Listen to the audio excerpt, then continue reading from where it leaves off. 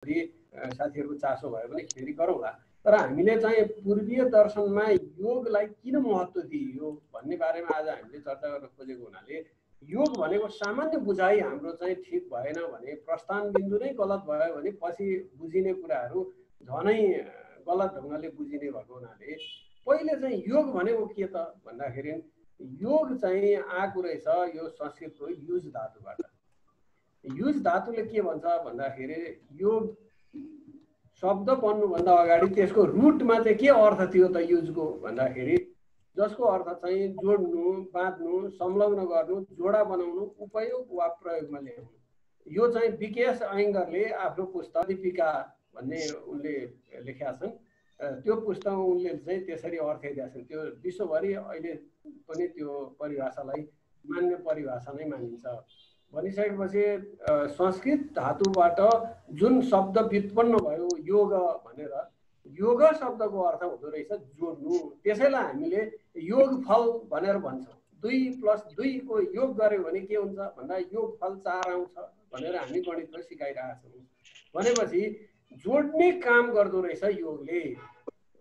यसो हो भने केलाई जोड्छ त यसले? अब फेरि प्रश्न आउँछ नि त, जोड्न त जोड्ने, केलाई जोड्ने त यसले भन्दा मान्छेको बाह्य पक्ष र आन्तरिक पक्षमा भएको जीवनको कलालाई जोड्ने भन्ने अर्थमा जोड्ने कुरा के जोड्ने भन्दा हामी बाहिर जे एक्टिभिटिजहरू गरिरहेछौँ, श्वास प्रश्वास फेरिरहेछौँ, कामहरू गरिरहेछौँ, भित्र हाम्रो मन चलिरहेछ, भावना चलिरहेछ, देखिराखेको छौँ, हेरिराखेको छौँ, कतिपय कुरा चित्त बुझेको छैन तैपनि गर्दैछौँ भन्दाखेरि त्यो मनले गर्ने कुरा, भावनाले गर्ने कुरा, आन्तरिक कुरा छ।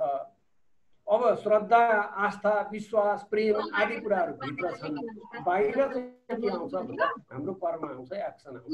त्यो एक्सनको बिचमा तालमेल भित्रको भावना र विचारसँग कसरी तालमेल मिलाउँदै लैजाने त भन्ने विद्या चाहिँ योग। यो तरिका रामदाईकोबाट विद्या नै समग्रमा पूर्वीय दर्शनमा योग विद्या भनेर भनियो।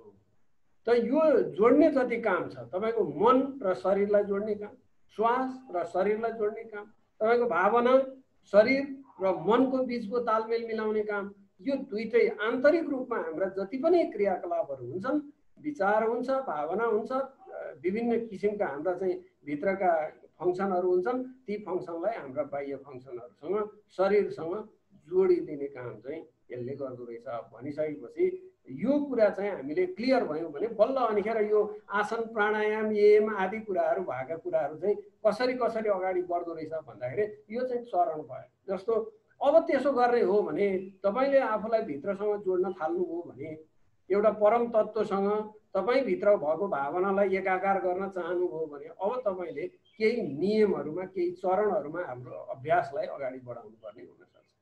त्यसको निम्ति के चाहियो भन्दा पहिले त यमको अभ्यास चाहियो। यमको अभ्यास भनेको के भन्दा यसले 5-6 वटा कुराहरू गर्छ। जस्तो बाह्य अनुशासन, तपाईँले कसैलाई हिंसा गर्दा गर्दै तपाईँ शान्त हुन सक्नुहुन्न, किनभने मैले यो मान्छेलाई अथवा जीवलाई अथवा कुनै प्राणीलाई मारे भनेदेखि म भित्र तनाव हुन्छ, त्यो स्वाभाविक छ।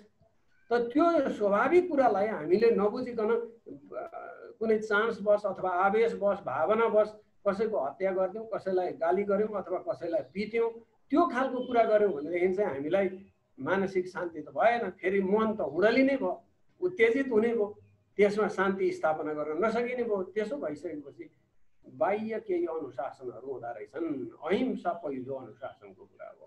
हिंसा गर्यो भने सामाजिक रूपमा पनि हामी दण्डित हुन्छौँ, कानुनी ढङ्गले पनि दण्डित हुन्छौँ, त्यो पालना गर्न अनिवार्य भयो। त आफूलाई बचाउनको निम्ति पनि अनिवार्य छ, आफूलाई शान्त बनाउनको निम्ति पनि अनिवार्य छ। भनेपछि प्रवेशको प्रथम बिन्दु चाहिँ एमलाई बनाऊ भनेर भन्यो योगशास्त्रले। त यो एमभित्र के पर्छ त भन्दाखेरि एमभित्र 5-7 वटा कुरा पर्छ। जस्तो अहिंसा पर्छ, सत्य पर्छ, आस्तेय पर्छ, चोरी नगर्ने, सत्य वचन बोल्ने, अहिंसा नगर्ने, ब्रह्मचर्यको पालन गर्ने, परस्त्री गमन नगर्ने, यो ऊर्जालाई ऊर्ध्वगमन गर्ने, अनि अपरिग्रह। एकदम आवश्यकता भन्दा बढी क्रेभिङ यदि बढिराखेको छ भने योगमा जान सकिँदैन। त्यसैले यी कुराहरू चाहिँ पालना गर भनेर भन्यो योगले। प्रथम चरणको कुरा भयो। योगमा सामान्य अभ्यासमा यदि हामी जाने हो भने यी आसनहरू सिद्ध गर्ने ओर्ने पछिका कुरा भए। तर पहिलो चरणमा म अब हिंसात्मक व्यवहार गर्दिन, पहिलो चाहियो। चोरी गर्दिन, त्यो कुरा चाहियो। सत्य कुरा बोल्छु, सबैलाई ढाँट्दिन, त्यो कमिटमेन्ट चाहियो। यो कमिटमेन्टबाट जब हामी अगाडि बढ्छौँ त्यसपछि बल्ल योगको पथमा जान सकिन्छ। हामीले चाहिँ अहिले कस्तो गलत बुझाइ भयो भने म योग गर्दैछु भन्छ मान्छेले, क्या मलाई बडा हाँसो उठ्छ कहिलेकाहीँ। योग गर्ने कुरा होइन, तपाईँको योग चाहिँ घटित हुने कुरा हो। जब तपाईँले यी अभ्यासहरूबाट आफूलाई परिपाक गर्नुहुन्छ त्यसपछि एउटा परिणाम आउँछ कि तपाईँ भित्रबाट आनन्दित, बाहिरबाट देख्दा सन्तुलित। त्यो अवस्था यदि घटित भयो भने त्यो बल्ल तपाईँले योगमा प्रवेश गर्नु। अब तपाईँले शरीर मर्काउँदैन कहाँ योग हुन्छ? यो हाम्रो बुझाइ चाहिँ ठिक बुझाइ भइरहेको छैन। त्यसैले पनि अलिकति विचार नै माझौँ आज भन्ने हिसाबले मैले यो चर्चा यहाँहरू समक्ष राखेँ। त्यसपछि दोस्रो चरणमा आउँछ योगको नियम। नियम के छ त भन्दा शौच, सन्तोष, तप, स्वाध्याय, ईश्वर प्रणिधान भन्छ। यो 5वटा तत्त्व चाहिँ नियमभित्र पर्छ। जस्तो मन र शरीरको यदि शुद्ध नगर्ने हो भने योगमा अगाडि बढ्न सकिँदैन। मानसिक रूपमा पनि तपाईँ स्वस्थ हुनु पर्यो, शारीरिक रूपमा पनि स्वच्छ हुनु पर्यो। त यो दुईटै स्वास्थ्य नबनिकन योगमा अगाडि बढ्न सकिँदैन। त्यसैले पहिले तिमी मानसिक र शारीरिक रूपमा शौचमा प्रवेश गर है, शुद्धिकरणमा प्रवेश गर भनियो। मनमा चाहिँ अनेक कुभावना पाल्ने, गएर एकछिन शरीर मर्काएर पसिना चुहाउँदै कहाँबाट योग घटित हुन्छ? त्यसैले हाम्रा जति पनि यहाँ योगासनको अभ्यास अहिलेसम्म गराउने प्रचलन छ, गराइरहेछन् गुरुहरूले, उहाँहरूको त्यो अभ्यासमा चाहिँ यी कुराहरू जोडिएन। आचार विचारको, व्यवहारको, जीवनशैलीको कुरा जोडिएन। जोडियो त के भन्दा शरीर मर्काएर स्वस्थ बन्ने कुरा। जब तपाईँको मनै अस्वस्थ छ भने शरीर स्वस्थ हुनै सक्दैन। पहिले त मनबाट प्रवेश गर्नु पर्यो। तपाईँ मानसिक रूपमा अस्वस्थ रहेर शरीर स्वस्थ बनाउँछु भनेर मर्काएको भरले केही हुनेवाला छैन। मैले आफैले पनि यो प्रयोग गरिरहेको छु धेरै वर्षदेखि, र त्यो मानसिक रूपमा स्वस्थ हुन सक्यो भने शरीर स्वस्थ हुन धेरै ठुलो मद्दत गर्छ। र त्यसैले योगले भन्यो प्रथम चरणमा तिमी बाह्य रूपमा तिमीलाई आउने बाधा व्यवधानका जति पनि कुराहरू छन् ती कुराहरूलाई पहिले परिपालना गर भन्यो। त्यस पछाडि तिमी आफूले पालन गर्नुपर्ने कुरा, आत्मअनुशासनको कुरा, स्वयंले पालन गर्नुपर्ने अनुशासनमा प्रवेश गर। त्यसलाई नियम भनेर भन्यो। यो नियम 5वटा नियमको कुरा मैले गरेँ। त्यो हामी ब्लगमा पनि राखौँला, म सेयर गरौँला। मैले थुप्रै यस्तो आर्टिकलहरू पनि लेखेको छु। त्यो पनि हाम्रो u3a blogspot.com भन्ने ब्लग हामीले क्रिएट गरेका छौँ। त्यो ब्लगमा अब हामी क्रमशः यस्तो कुराहरू राख्छौँ। त्यसपछि अब यति त गरियो, एम पनि भयो, नियम पनि भयो। अब तेस्रो चरणमा अब शरीरलाई स्थिरता दिनु पर्यो भनेपछि आसन चाहियो। कसरी बस्ने, कस्तो आसनमा बस्यो भने शरीर चाहिँ सुखपूर्वक केही समय स्थिरपूर्वक बस्न सकिन्छ। स्थिरम सुखम आसनम। स्थिर र सुखपूर्वक बस्ने काम जुन हो त्यो चाहिँ आसन हो। तपाईँ जुनसुकै पोस्चरमा बस्नुहोस्, विभिन्न पोस्चरहरू बताइए त्यहाँ भनिन्छ। सुरुमा योग विद्याको आविष्कार गर्दा ऋषिहरूले 84 लाख आसनहरूको आविष्कार गरे। तिनीहरूलाई 84,000मा झारे। त्यस पछाडि गर्दा गर्दै 84 आसनहरू चाहिँ यो चाहिँ एकदम अत्यावश्यक आसन हुन् भनेर अहिले पछिल्लो चरणमा पतञ्जलिले धेरै आसनहरूलाई काँडसाँड गरेर त्यसलाई जब योग विद्याको सार तत्त्व उनले ग्रन्थको रूपमा संहिताबद्ध गरे त्यति बेला चाहिँ केही आसनहरूको उनले उल्लेख गरे। ती चाहिँ 80-82वटा आसनहरूमा संहिताबद्ध गरियो। पछि आएर फेरि योगाचार्यहरूले त्यसमा धेरै काम गरे। ती कामहरू गर्ने जस्तो शिवानन्दले एकदमै धेरै काम गर्नुभएको छ यो योगको बारेमा। त्यस पछाडि उहाँका शिष्यहरू निरञ्जनानन्दहरूले यो मुङ्गेरको योग विद्यालयमा धेरै कामहरू भएको छ। पुस्तकहरू धेरै लेखिएका छन्। तपाईँहरूले हेर्नुभयो भने मुङ्गेरका प्रकाशनहरू एकदम आधिकारिक प्रकाशन मानिन्छन्। त्यसपछि विकेएस अय्यङ्गरले आधुनिक जमानामा धेरै कामहरू गर्नुभयो, संसारभर योगलाई चिनाउनुभयो। हठयोग प्रतिविद्या भन्ने उहाँको पुस्तक छ, ओरिएन्टल पब्लिकेसनबाट प्रकाशित। त्यो चाहिँ एकदम मानक पुस्तक मानिन्छ र हठयोगको असाध्यै आधिकारिक मानिस हुन् विकेएस अय्यङ्गर। उनले धेरै काम गरे। त्यसपछि हाम्रा यतातिर हेर्ने भने अलिकति अगाडि गोरखनाथले, मच्छिन्द्रनाथहरूले धेरै काम गरे। गोरखनाथको त उहाँको योग सम्बन्धी पुस्तक नै छ।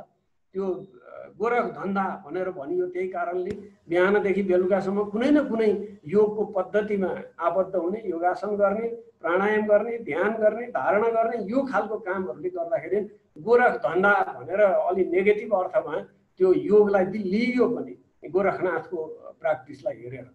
तर पनि गोरखनाथ चाहिँ एकदमै महान योगी मानिन्छन्, उनले पनि धेरै काम गरे। त्यस्तो थुप्रै ऋषिहरू छन्, थुप्रै उपनिषदहरूमा यसको चर्चा गरिएको छ। पछिल्लो चरणमा आएर यसलाई एकदम संहिताबद्ध गरेको चाहिँ पतञ्जलि। जब पतञ्जलिले योग सूत्रको संहिताकरण गरिदिए, त्यसपछि चाहिँ संसारमा योग चाहिँ एउटा स्थापित विज्ञानको रूपमा, यसलाई चाहिँ एउटा शास्त्रको रूपमा स्थापना गर्ने काम भयो। यो चाहिँ अब आसनको हामीले परिभाषा यदि पतञ्जलिको हेऱ्यौँ भने स्थिरम सुखम आसनम भनेर उनले बडा सटिक ढङ्गले तपाईँ जुन पोस्चरमा, जुन यो अवस्थामा स्थिरतापूर्वक र सुखपूर्वक बस्न सक्नुहुन्छ, त्यसमा चाहिँ केही मापदण्डहरू छन् योगका। जस्तो 15 मिनटको स्थिरता सामान्य मान्छेको हुन्छ अरे, त्यस पछाडि आधा घन्टा बस्यो भने बल्ल योगमा स्थिरतातिर प्रवेश गर्यो। 3 घन्टा यदि एउटै पोस्चरमा बस्न सक्यो भने आसन सिद्ध भयो भनेर मानिन्छ। 3 घन्टासम्म तपाईँलाई मन परेको म यसमा बस्न सक्छु स्थिरतापूर्वक भनेर भनेको आसनमा यदि 3 घन्टा तपाईँ बस्न सक्नुभयो भने तपाईँको आसन सिद्ध भयो। अब बाँकी तपाईँले आसनको अभ्यास गर्न जरुरी छैन। चाहे तपाईँ पद्मासनमा बस्नुहोस्, चाहे ब्रह्मासनमा बस्नुहोस्, चाहे सिंहासनमा बस्नुहोस्, चाहे अन्य कुनै आसनमा बस्नुहोस्, यी 84-85 वटा आसनहरू जुन अहिले सामान्यतया गराउने गरिन्छ, विभिन्न आसनहरू जुनसुकै आसनमा बस्न सकिन्छ। यो आसन चाहिँ विशुद्ध रूपमा शारीरिक साधनाको अभ्यास हो। यो शरीरलाई तपाईँले स्थिरता कसरी दिने त? अब त्यो ऊर्जा ऊर्ध्वगमन गर्नको निम्ति चाहिँ तपाईँले शरीरलाई निश्चित समयसम्म एउटा सर्टेन पोस्चरमा स्थिरतापूर्वक राख्न आवश्यक हुन्छ। त्यसो भएन र तपाईँ चलमलाउनु भयो भने शरीरमा जुन ऊर्जा प्रवाह भइरहेको हुन्छ, ऊर्ध्वगमन भइरहेको हुन्छ, त्यो ऊर्ध्वगमनमा चाहिँ बाधा पुग्छ।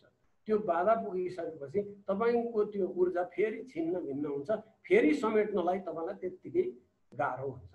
त्यसैले योगीहरूले के भने तिमी स्थिर र सुखपूर्वक बस्ने एउटा पोस्चर चुन र त्यसलाई सिद्ध गर।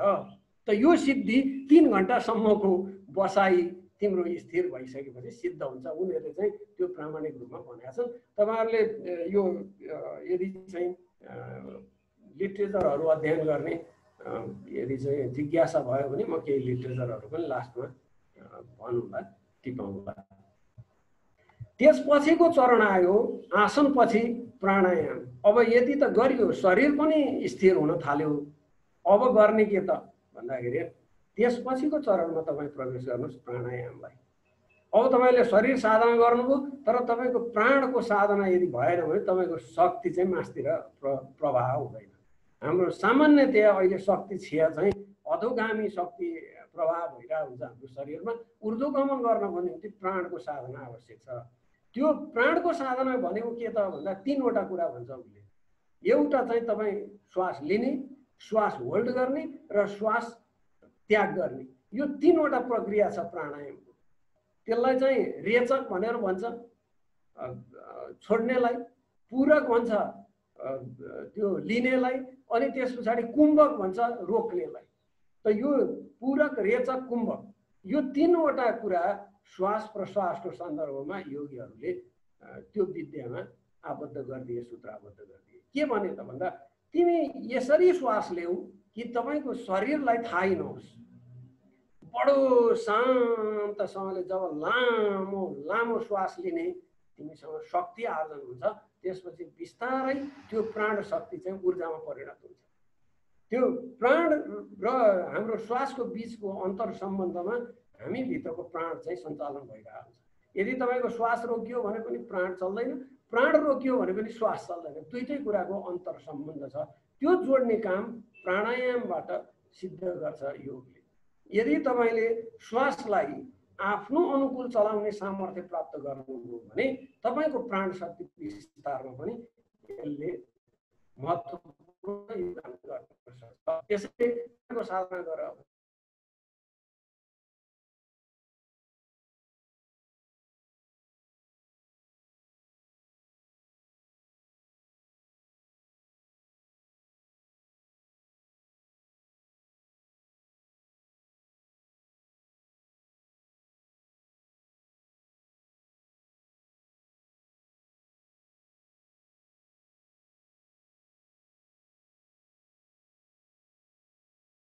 अब तपाईको मन पनि स्थिर भयो प्राणको साधना मार्फत, शरीर त स्थिर भएकै छ भनिसक्यो। अब तपाईँ प्रवेश गर्नुहुन्छ प्रत्याहारमा। त्यो दुईटा स्थिर भइसकेपछि तपाईँलाई के लाग्छ भने सही कुरा के हो गलत कुरा के हो तपाईँलाई छुट्याउने विस्तार सामर्थ्य आफैले आर्जन गर्नुहुन्छ। त्यो आर्जन गरेपछि अनावश्यक कुरा तपाईँ छोड्नुहुन्छ, आवश्यक कुरा ग्रहण गर्नुहुन्छ।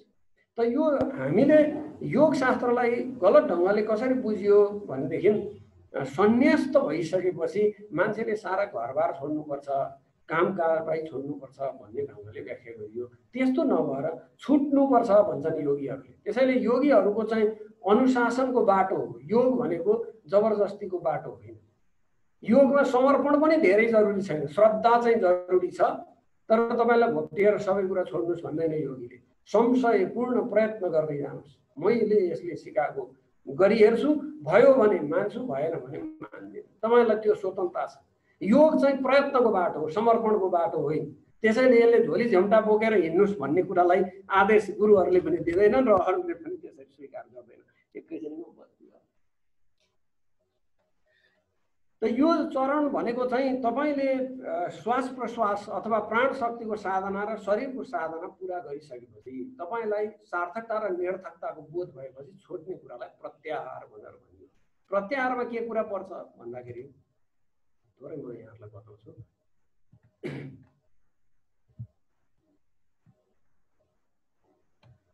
खास गरिकन यो प्राण शक्तिको साधनाले इन्द्रियहरूलाई बसमा राख्ने शक्ति तपाईँसँग प्राप्त हुन्छ। जब तपाईँ श्वास होल्ड गर्नुहुन्छ तपाईँको मन होल्डमा आउँछ। मन होल्डमा आइसकेपछि तपाईँको क्रोध होल्डमा आउँछ। क्रोध होल्डमा आइसकेपछि प्रेम प्रस्फुटित हुन्छ। त्यसपछि तपाईँको सद्गुणहरूको विकास हुन्छ। त्यो विकास भइसकेपछि अब बल्ल तपाईँले छोड्ने कुरा के हो र लिने कुरा के हो भन्ने निर्णय गर्न सक्नुहुन्छ। त्यसलाई योगीहरूले प्रत्याहार भन्छ। त्यसपछिको चरण धारणाको चरण। अहिले हामी जे ध्यान गर्छौँ भनेर भन्छौँ त्यो शरीर मन र यो इन्द्रियहरू नियन्त्रित भइसकेको अवस्थामा अब तपाईँमा के हुन्छ, एकाग्रता बढ्न थाल्छ। त्यो एकाग्रतापूर्वक हामी जब आसनमा स्थिरतापूर्वक बस्छौँ, प्राणको साधना स्थिरतापूर्वक गर्न सक्छौँ, इन्द्रियहरूलाई भित्रतिर फर्काउन र आफूभित्र के भइरहेको छ हेर्न सिकाउँछौँ, त्यसपछि हामीसँग त्यो एकाग्रताको शक्ति प्राप्त हुन्छ। त्यसैलाई हामीले धारणा भन्यौँ। योगले त्यसैलाई धारणा भन्यो। अहिले सामान्य मानिसहरूले त्यसैलाई ध्यान भने। म ध्यान गर्दैछु भनेको कि आँखा चिम्लेर बस्नु, श्वास हेर्नु, यो ध्यान होइन। यो तपाईँले गर्ने एउटा ध्यान विधि भयो। त्यो विधि मार्फत तपाईँ कहाँ पुग्नुहुन्छ त भन्दा ध्यानमा पुग्नुहुन्छ। ध्यान चाहिँ त्यसको परिणाम हो, आत्यन्तिक परिणाम। त्यो चाहिँ अन्त्यमा प्राप्त हुन्छ। तपाईँले जब त्यो धारणा सिद्ध गर्नुहुन्छ त्यसपछि ध्यान घटित हुन्छ। यी चरणहरू जुन 8वटा चरण पतञ्जलिले बताउनु भयो त्यो चाहिँ के हो भने प्रवेश बिन्दुबाट एक एक एक एक गर्दै जब अनुशासन पालन गर्दै अगाडि बढिन्छ ती अगाडिका चरणहरूमा प्रवेश गर्ने तल्ला खुड्किलाहरू हुने। जस्तो धारणा भनेपछि अब तपाईँ के गर्नुहुन्छ, गुरु निर्देशनमा कुनै पनि वस्तुमा तपाईँलाई स्थिरतापूर्वक आफ्नो मनलाई, प्राणलाई र शरीरलाई टिकाउने त्यो शक्ति आर्जन गर्नुहुन्छ धारणा मार्फत। धारणा भनेको तपाईँले एकाग्रताको अभ्यास भनेर भन्ने बुझ्नुहोस्। यदि एकाग्रताको अभ्यास तपाईँसँग सिद्ध हुँदै गयो भने त्यसले प्राण शक्तिको ऊर्जालाई ऊर्ध्वगमन गराइदिन्छ। अब तपाईँलाई त्यो अस्ति हाम्रो एकजना म्याडमले चक्र जागृतिको कुरा गर्नुभयो, त्यतिखेर गइसकेपछि बल्ल तपाईँको चक्रहरू जागृत हुन थाल्छ। अब तपाईँसँग ज्ञान वृद्धि हुन थाल्छ, प्रज्ञा वृद्धि हुन थाल्छ। ए मैले गरेको कर्ममा धेरै छलछाम रहेछ भनेपछि अब यो छलछाम छोड्नुपर्छ। तपाईँसँग एउटा प्रज्ञा विकसित हुन्छ, अर्कालाई ढाँट्न छल्न छोड्नुहुन्छ। बस अब तपाईँ कर्मयोगतिर लाग्नुभयो। कर्म चाहिँ निस्वार्थ हुन थाल्छ, निष्काम हुन थाल्छ। कर्मयोगको यात्रा तपाईँसँग सुरु भयो। मूलाधारबाट तपाईँ माथि उठ्नुभयो। मूलाधार भनेको के, स्वार्थवश सबैलाई पज्याएर म खान्छु म लाउँछु भन्ने स्वार्थ त हो नि मूलाधार भनेको। सामान्य व्यक्तिको चैतन्यको जुन अवस्था हो त्यसलाई मूलाधारको चेतना भनेर भनिन्छ। त्यो बेसिक लेभलको मान्छेको चेतना। अब तपाईँ ध्यानी मान्छे हो भने अब यो चेतना चाहिँ छोड्नुपर्छ भन्न थाल्नुभयो, अलिकति माथि उठ्नुभयो। अब तपाईँ प्रत्याहारको चेतनातिर जानुहुन्छ। त्यो प्रत्याहारको चेतना बिस्तारो अग्रगमनतिर जान्छ। त्यस पछाडि के जान्छ, दया करुणा प्रेमको भक्तिको भावनातिर जान्छ। त्यसपछि त्यो परिपाक हुँदै गयो भने एकदम श्रद्धा तपाईसँग विकसित हुन थाल्यो। तपाईँ प्रकृतिमा हेर्नुहुन्छ तपाईँलाई आँसु आउँछ, आकाश हेर्नुहुन्छ तपाईँलाई आँसु आउँछ, सूर्यको किरणमा बस्नुहुन्छ तपाईँलाई आँसु, आहा यसले त दिएको दिएछ, मैले लिएको लिएछु, मैले दिने कहिले, तपाईँलाई भित्रबाट त्यसको भावना आउँछ। अब तपाईँलाई भक्ति जागृत भयो, श्रद्धा जागृत, प्रकृतिप्रति, गुरुप्रति, पितृप्रति, साथीभाइप्रति, आफ्ना सङ्गतिहरूप्रति। अब यो तपाईँमा जब बढ्दै जान्छ त्यसपछि ज्ञानको चरणतिर बिस्तारो मान्छे प्रवेश गर्छ कि प्रज्ञा त यो पो रहेछ, तपाईँलाई थाहा हुन थाल्छ। त्यही कुरा तपाईँ व्यक्त गर्नुहुन्छ। अब तपाईँलाई एउटा प्रज्ञावान पुरुषको रूपमा तपाईँ विकसित हुन थाल्नु। अब यो धारणाले यसरी उठाउँदै उठाउँदै उठाउँदै जान्छ। जब तपाईँ यो 7-8वटा चैतन्यको अवस्थाबाट अगाडि बढ्नुहुन्छ त्यसपछि तपाईँको ऊर्जा पनि सँगसँगै अगाडि बढ्नु पर्यो। ऊर्जा बढाउने के त भन्दा यम नियम र प्राणायाम आसन, यो 4वटा कुराले तपाईँलाई ऊर्जाको ऊर्ध्वगमन गर्छ। कसैलाई गाली गर्नुभयो तपाईँको चैतन्य तल खस्छ, एकदम तपाईँलाई क्रोध आयो तल खसिहाल्छ, ऊर्जाले साथ दिँदैन। चैतन्यले त माथितिर उठाउनु खोज्छ तर तपाईँको इनर्जी डाउन भइसक्यो। अब तपाईँ 3 दिन एकाग्र भएर धारणामा बस्नै सक्दैन। अब तपाईँको मासतिर ऊर्जा ऊर्ध्वगमन हुँदैन, नभएपछि प्रज्ञाले पनि थाम्न सक्दैन। ऊर्जा र प्रज्ञा दुईटै कुरा तपाईँको शरीरको ऊर्ध्वगमनतिर लाग्नु पर्यो। यो चरण तपाईँले सिद्ध गर्नुभयो भने अब तपाईँ बल्ल ध्यानमा प्रवेश गर्नुहुन्छ। ध्यान भनेको तपाईँ विचार रहितताको अवस्था, इन्द्रिय निग्रहको अवस्था, धारणा रहितताको अवस्था, तपाईँलाई ठिक बेठिक गलत सहीको कुराबाट माथि उठेको अवस्था। त्यो अवस्थामा तपाईँ के अनुभव गर्नुहुन्छ भन्दा परम शून्यताको अनुभव गर्नुहुन्छ। म भित्र त हिजो त विचार खेलिरहेको थियो, आज खोइ विचार। तपाईँ यस्तो भ्याकुममा पस्नुहुन्छ, यस्तो तपाईँ त्यो ब्ल्याक होलमा पस्नुहुन्छ, त्यतिखेर तपाईँलाई बडा अत्यास लाग्छ। यदि गुरु छैन भने मानिसहरू असन्तुलित पनि हुन सक्छ। त्यसैले यो ध्यानको जुन अभ्यास छ, खास गरी राजयोगको साधना गर्ने मान्छेहरू मलाई विचित्र लाग्छ, कसरी अल्मलिरहेछ मान्छे। साँच्चै जागृत भयो भने त बडो ठुलो सङ्कट आउँछ भन्ने मलाई लाग्छ। कहिलेकाहीँ ध्यान गर्ने मान्छेहरूसँग मेरो कुराकानी हुन्छ, उनीहरूको अनुभव यसो सुन्छु, बिचराहरू त्यतिकै कल्पनामा बहकिरहेछ। यदि साँच्चै तपाईँ शून्यतामा पुग्नुभयो भने शून्यता छेडेर चैतन्यतिर लाग्ने यात्रा कसरी सुरु हुन्छ? तपाईँलाई यदि अनुभवी गाइड भएन भने त्यतिखेर तपाईँ बौलक हुन्छ। विचार पनि छैन, तपाईँले छोडिसक्नुभयो, शरीरले थाम्दैन, ऊर्जा एकदम मासतिर ऊर्ध्वगमन भइरहेछ। त्यति बेला तपाईँ कोसँग गाइड लिने? पुस्तकले त तपाईँलाई गाइड गर्दै, रामदेवजी त उहाँ हुनुहुन्छ, उहाँले पनि त्यो सिद्धता हासिल गर्नु भएको हो कि होइन थाहा छैन। उहाँका भाषणहरूले, प्रवचनहरूले बताउँदैनन् त्यो कुरा। तपाईँ शून्यता पछि जब ध्यानमा प्रवेश गर्नुहुन्छ त्यतिखेर एउटा ठुलो सङ्कटको अनुभव गर्छ शिष्यले, त्यो योगीले। अब तपाईँले साधना गरेर ब्रह्म तत्त्वसँग मिल्ने अवस्था तपाईँ शून्यमा प्रवेश गरेपछि बल्ल प्राप्त हुन्छ। त्यतिखेर बल्ल तपाईँ योगको चरणमा प्रवेश गर्नुहुन्छ। त्योभन्दा अगाडि त तपाईँ शरीरमै हुनुहुन्छ, मनमै हुनुहुन्छ, कहाँबाट योग घटित हुन सक्छ? योगको चरण होइन। हामीले सबैले यो एउटा गलत धारणा, एउटा अवधारणा लिएर बसिराखेका छौँ। वेस्टर्न मान्छेहरूले इङ्ग्लिसमा योगा भनिदिए, त्यही बोकेर हिँडिरहेका छौँ। योग भनेपछि अब तपाईँसँग भएको जुन प्राण तत्त्व छ त्यो चाहिँ एउटा चैतन्य तत्त्वसँग मिल्न चाहन्छ। ध्यानमा पुगिसकेपछि अब तपाईँको खोजी वास्तवमा त्यहाँबाट सुरु हुन्छ। योगी बन्ने त्यहाँबाट हो। शरीर मर्काउन्जेल के योगी बिचरा 15 मिनट बस्न सक्दैन, छटपटिहाल्छ। के योग गर्छ? स्थिरता नै छैन। मन एकछिन 10 मिनट श्वासमा टिकाउन सक्दैन। कहाँ छोरीले भात खाइ खाएन, छोराले भात खाइ खाएन, मोबाइल फोन गर्न थाल्छ 15 मिनटपछि उसबाट ध्यानबाट उठेर, त्यो आसनबाट उठेर कहाँबाट उसको मनमा स्थिरता छ र उसले ध्यानमा प्रवेश गर्ने, योगमा प्रवेश गर्ने सम्भव छैन। त्यसैले यी चरणहरू जुन पतञ्जलिले बताउनु हो त्यो चाहिँ योगका चरणहरू, अनुशासनका चरणहरू अथवा योगानुशासन। सुरु नै उहाँले त्यो योग विद्याको सुरुवात संहिताबद्ध गर्दै के भनिदिनु भने अथवा योगानुशासन। आउनुहोस् योगको अनुशासनबाट कुरा आरम्भ गरौँ। उहाँको सुरुको वाक्य नै त्यही छ। दोस्रो वाक्य छ योगश्चित्त वृत्ति निरोध। उहाँ कुनै व्याख्या गर्नुहुन्न पतञ्जलि, उहाँको फटाफट सूत्रहरू बताइदिनुहुन्छ। अब तिमी वैराग्यमा जाऊ, त्यसपछि मन चाहिँ बिस्तारो निग्रहतिर जान्छ। यदि वैराग्य भएन र आकाङ्क्षाले घेर्यो भने, वासनाले घेरुन्जेलसम्म तिम्रो योग घटित हुनेवाला छैन। चौथो पाँचौं सूत्रतिर उहाँले भनिदिनुहुन्छ। त यसरी गहिर्याउँदै गहिर्याउँदै गहिर्याउँदै गहिर्याउँदै लानुहुन्छ पतञ्जलिले र लास्टमा गइसकेपछि तिमीसँग समाधि घटित हुन्छ। समाधि घटित हुँदाखेरि पनि तिमीसँग विचार रहिरहन्छ।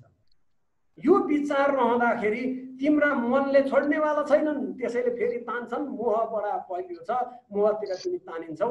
चित्तवृत्ति निरोध, चित्तवृत्ति यदि निरोध गरेनौ, डढाएनौ भने त्यो डढेको खरानीले पनि तिमीलाई पिरोल्छ है, त्यहाँ पनि तिम्रो अस्तित्व बोध भइरहन्छ।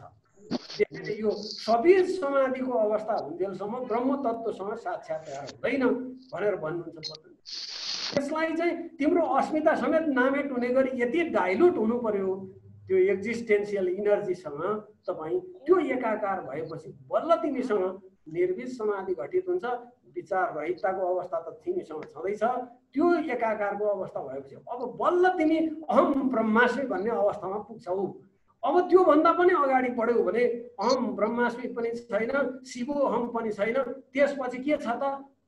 नियति, नियति मात्रै छ, त्यही मात्रै रहेछ भन्ने अवस्थामा पुग्छौ। त्यो अवस्था चाहिँ योगले प्राप्त गर्न खोजेको अवस्था हो। अहम ब्रह्मास्मिमा पनि अहङ्कार छ। म ब्रह्म हुँ भन्नुन्जेलसम्म त तपाईँ मनमा काम गरिरहनु भएको छ नि।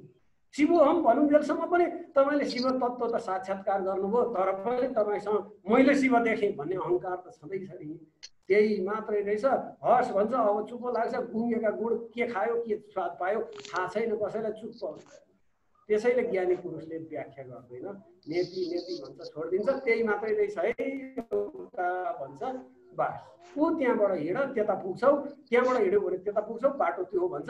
ऊ चाहिँ आफू चुप्पो लागेर बस्छ। यो अवस्था हो योगको र समाधिको अवस्था। त्यति बेला मात्रै फलित हुन्छ। र यो 8वटा स्टेपबाट पतञ्जलिले योगको व्याख्या गरिदिनु हो। र यो 8वटा चरणबाट अन्तिम चरणमा जुन समाधि घटित हुन्छ, समाधिका पनि विभिन्न चरणहरू छन्। र त्यसपछि त्यो समाधि घटित भइसकेपछि जुन प्रज्ञा प्रस्फुटित हुन्छ त्यसलाई सम्बोधि भनेर भनियो। त्यही सम्बोधि प्राप्त गर्ने मानिसहरू बुद्ध भनियो। त्यो सम्बोध जुन उसँग भयो, सम्यक बोध भइसक्यो, आत्मा पनि जान्दछ, परमात्मा पनि जान्दछ, त्यसपछि बल्ल बुद्धत्वको अवस्था आर्जन हुन्छ। त्यही मानिस हुन् जसले यो आत्मतत्व र परमात्मा तत्त्वको बीचको सम्बन्ध पनि जाने, त्यो कसरी पुग्नुपर्छ बाटो पनि जाने। अब यहाँ समस्या योगमा कहाँनिर आयो भन्दा धेरै मानिसहरूले शास्त्र पढे, धेरै मानिसहरूले पतञ्जलिको ज्ञान आर्जन गरे, धेरै मानिसहरूले यो ध्यान सम्बन्धी पुस्तकहरू पढे र सबै बुद्ध भए, पण्डित भए, तर बुद्धत्व चाहिँ आर्जन गर्न सकेन। समस्या त्यहाँनिर रह्यो। बुद्धत्व आर्जन नगर्ने मान्छेको बुद्धको कुरा सुन्दाखेरि कहिलेकाहीँ बडा हाँसो लाग्छ, विडम्बना पनि लाग्छ। त्यसैले म यो योग गर्ने मान्छेहरूलाई कहिलेकाहीँ भन्छु, तपाईँ कागजको भान्टा खानुहुन्छ कि फलेको भान्टा भन्छु क्या। यदि तपाईँ कागजको भान्टा खानुहुन्छ भने त ठिक छ तपाईँको कुरा। यदि तपाईँ साँच्चै फलेको भान्टा खाने हो भने ठुलो सङ्कट छ। एउटा पण्डित गएछ, पुराण भन्दै रहेछ, भन्दा भन्दै एउटा कथा उसले चाहिँ भन्नुपर्ने भएछ भान्टाको बारेमा।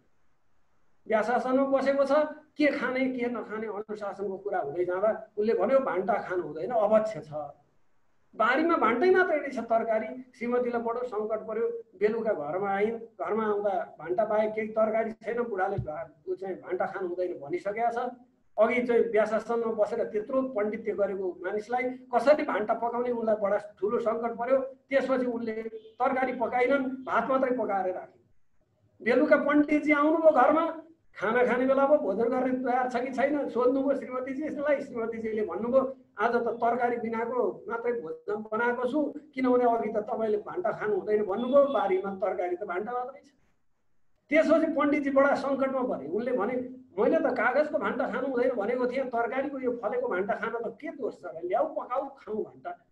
उहाँले फेरि भन्नुभयो, श्रीमतीजी बडा दोधारमा पर्नु। अब अघि दिउँसो भनेको कुरा सही मान्ने हो कि अहिले निर्देशन सही मान्ने?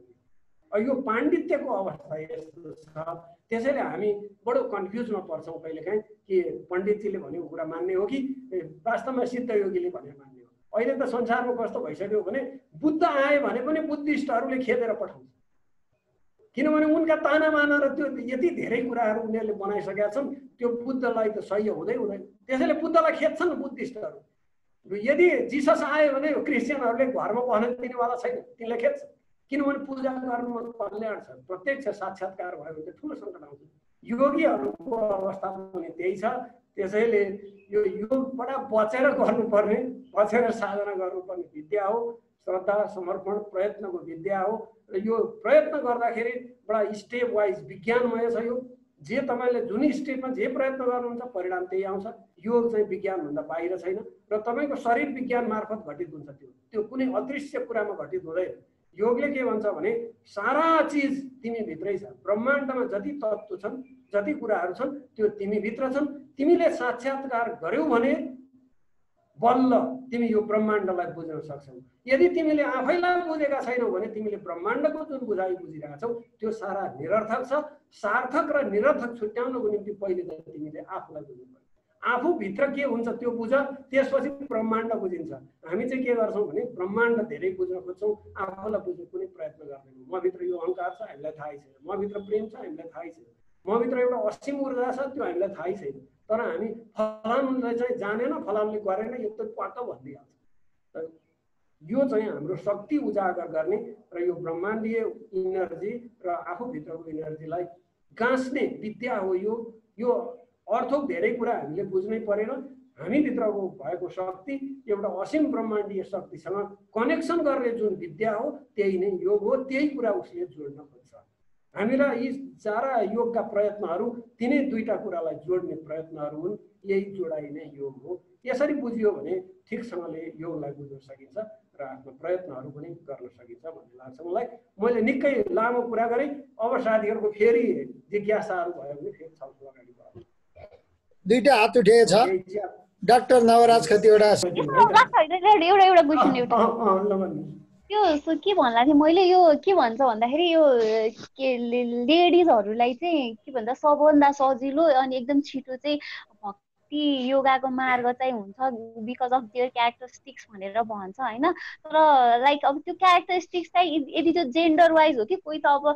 फिमेल भए पनि उनीहरुमा चाहिँ त्यो मेल काइन्ड अफ क्यारेक्टरिस्टिक्स धेरै होला हैन स्त्रीण र त्यो पुरुष टाइपको होला अनि कुनै पुरुषमा चाहिँ स्त्रीण टाइपको क्वालिटिजहरु होला अनि इज इट नेसेसरी कि त्यो यदि त्यो केटी मान्छे हो भने चाहिँ उलाई चाहिँ सबैभन्दा छिटो सबैभन्दा कारगर सबैभन्दा बेस्ट चाहिँ भक्ति योगै हुन्छ कि बुझे मैले बुझे है त यो चाहिँ तपाईको के हुन्छ भने मेलमा पनि फिमेलमा पनि इनर्जी चाहिँ दुईटै हुन्छ प्रधानता केलाई हुने भन्ने मात्रै हो अस्ति मैले पर्सनालिटीको कुरा गर्दाखेरि पनि तपाईसँग आई एम राइट र यु आर रङ दुईटै पर्सनालिटी हुन्छ तर बढी कुन हुन्छ त्यो अनुसारको क्यारेक्टर आइडेन्टिफाई गर्ने भन्ने कयौं स्त्रीहरू पुरुषको चरित्र लिएर जन्मेका पनि हुन सक्छन् कयौं पुरुषहरू स्त्री चरित्र लिएर जन्मेका पनि हुन सक्छन् स्त्री भावना प्रधान सिर्जना प्रधान त्यसैले बढी प्रेमपूर्ण हुन्छन् त्यसैले छिटो पुरुषहरूले महिलाहरूलाई प्रेममा आकर्षित गर्ने तरिका पनि त्यही कारणले छिटो उनीहरू आकर्षित हुने हो धरतीको चरित्र हो सिर्जना प्रेम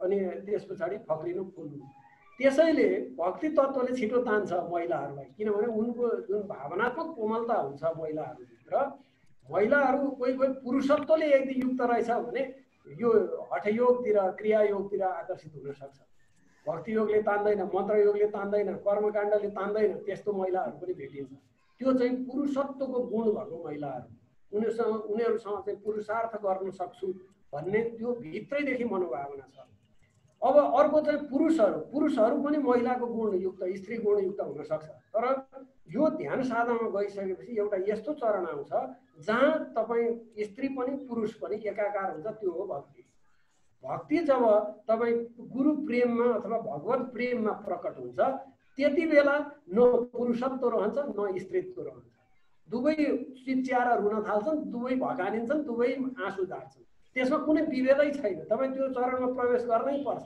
नपर्यो भने तपाईँको गाँठो फुट्दैन न समर्पण आउँछ न श्रद्धा आउँछ समर्पण र श्रद्धा नै हो भगवत प्राप्तिको बाटो भनेर योगले भन्छ त्यसैले सुरु गर्दैखेरि हामीले कुन गुरुसँग तपाईको इनर्जी मिल्छ त्यहाँ गएर साधना सुरु गर्नुपर्छ जस्तो म एकपटक विपश्यना गएँ त्यसपछि बारम्बार म त्यहाँ जानै चाहिन किन मेरो इनर्जी सर्टेन लेभलसम्म त्यसले उठायो सर्टेन भावनासम्म उठायो त्यस पछाडि यो मेरो बाटो होइन भन्ने मैले आफ्नो आइडेन्टिफाई गरेँ त्यसपछि अर्को गुरुसँग मात्रै त्यसपछि त्यहाँ गइसकेपछि इनर्जी अलिकति बढ्यो तर प्रज्ञा बढेन भनिसकेपछि अब प्रज्ञावान गुरु खोज्नुपर्छ भन्ने मैले स्वतः आफूले रेस्ट लिएँ 3-4 वर्षसम्म त्यसपछि जब प्रज्ञावान गुरुसँग भेटेँ त्यो जुन मैले गरेको ब्याकग्राउन्डको काम थियो त्यो स्ट्रिम लाइन भयो प्रज्ञासँग तिम्रो चैतन्य बढेन भने तिम्रो यी श्वासको साधनालाई केही काम छैनन् भनेर पहिले नै उहाँले थन्काइदिनु त्यो कुरा त यो गुरुले त्यसरी मेन्टरिङ गर्दै जान्छ। त्यसैले गुरु तपाईको अन्धकार पनि उसले देख्छ, तपाईको उज्यालो पक्ष पनि देख्छ।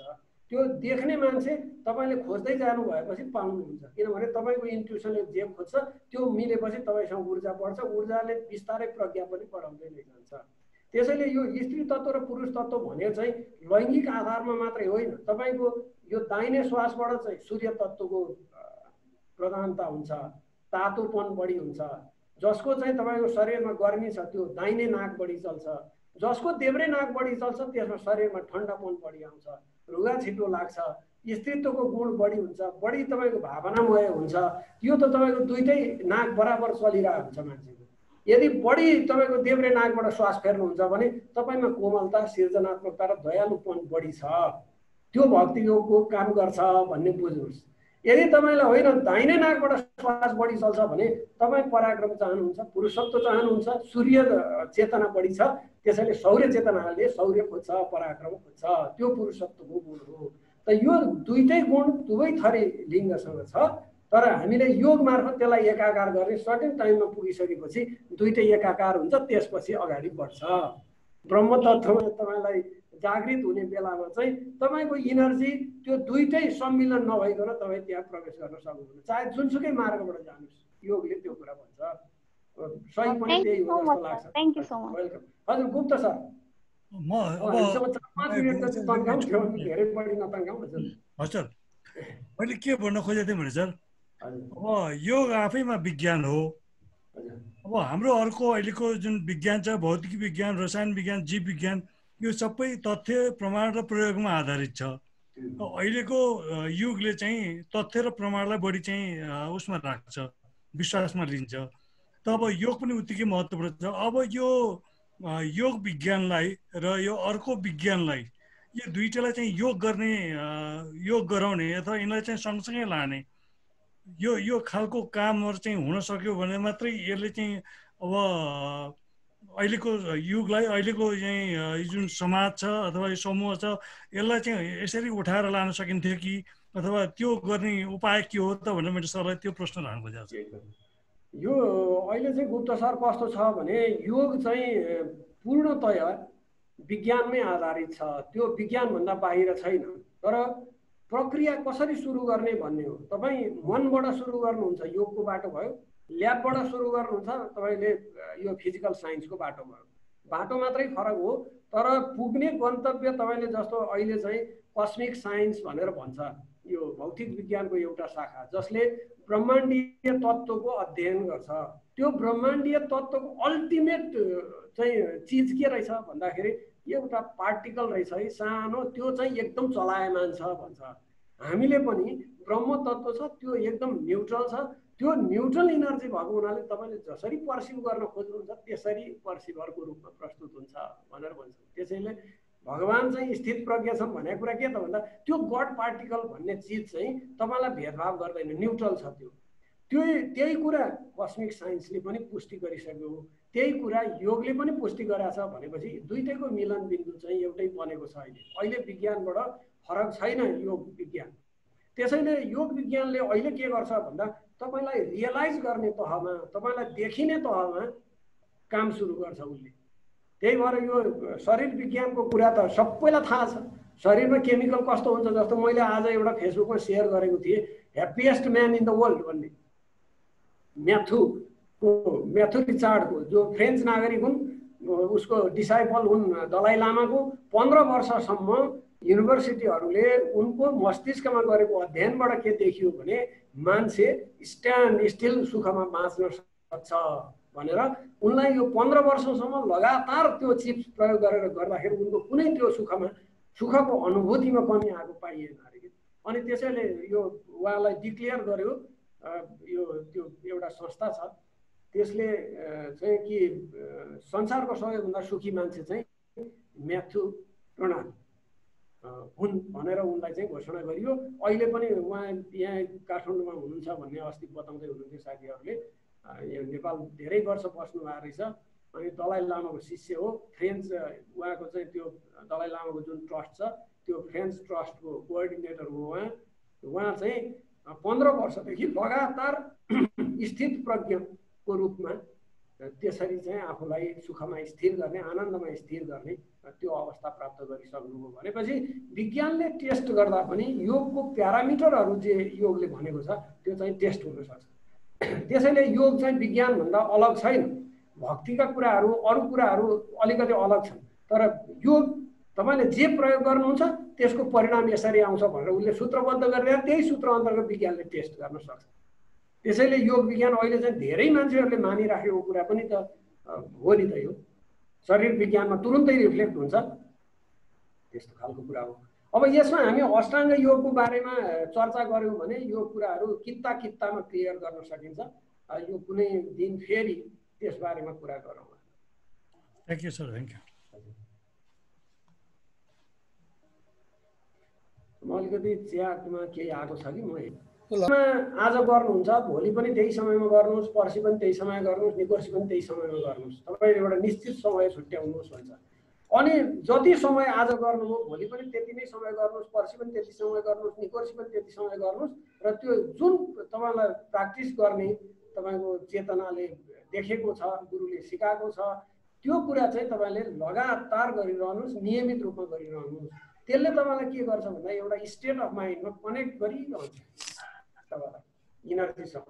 त्यो इनर्जी आज तपाईँले गर्नुभयो, भोलि गर्नु भएन, पर्सि गर्नुभयो, आज यस्तो गर्नुभयो, भोलि यस्तो गर्नुभयो, पर्सि यस्तो गर्नु, यस्तो कुराले चाहिँ हुँदैन भन्छ। त्यसैले पहिले चाहिँ तपाईँको चेतना र शरीरलाई बानी पार्नु पर्यो कि म यसरी गर्दैछु। तपाईँको मन पनि बानी परेको छ, शरीर पनि बानी परेको छ, अब तपाईँलाई काम गरेर सजिलो हुन्छ। त्यसैले योगको प्रस्थान बिन्दु ठिक फ्रिक्वेन्सी, ठिक समय र नियमित एउटा अभ्यासमा लैजानुहोस् भन्छ। त्यसैले यसलाई अथ योगानुशासनबाट सुरु गरे हुन् पतञ्जलिले। अरू कुरा चाहिँ खासै त्यस्तो के बुझिन्छ। तपाईँले भक्ति नै गर्ने हो भने पनि जब प्रेम गर्न जान्नु भएको छैन, तपाईँको हृदय प्रेमी छैन भने भक्तिमा रूपान्तरण हुँदैन। प्रेम निस्वार्थमा पुगिसकेपछि भक्तिमा रूपान्तरण हुने हो। प्रयत्न निष्काम भइसकेपछि कर्मयोग हुने हो।